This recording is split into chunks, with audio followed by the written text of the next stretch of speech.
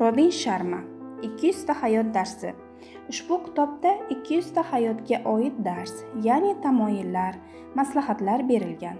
Har bir dars qisqa, ammo chuqur fikrlar va amaliy yo'llar taklif qiladi. Tamoyillar shaxsiy o'sish, intizom, odat yaratish, kayfiyatni boshqarish, vaqtni samarali ishlatish va boshqalar bilan bog'liq.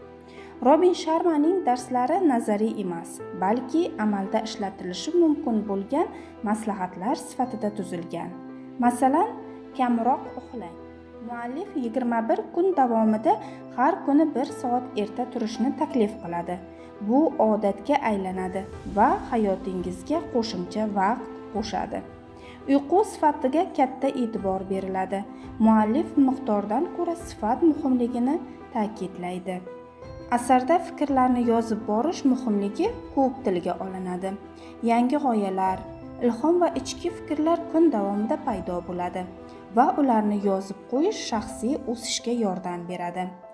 O'z-o'zini anglash, ichki intizom va ongli hayot kechirish Sharmaning asosiy mavzularidan biri.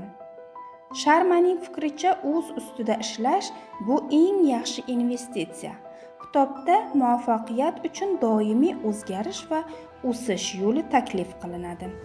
Har bir dars kichik sariq nur bo'lib, hayotda barqaror va mazmunli o'zgarish qilishga yordam beradi.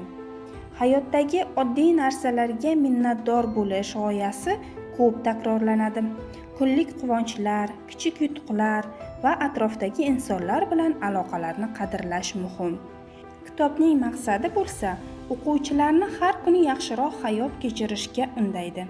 O'z maqsadlarini aniqlashga yordam beradi va hayotda real o'zgarishlar qilish yo'llarini ko'rsatadi. Qadrli kitobxon, ushbu asarni o'qib chiqishingiz uchun tavsiya qilib qolamiz.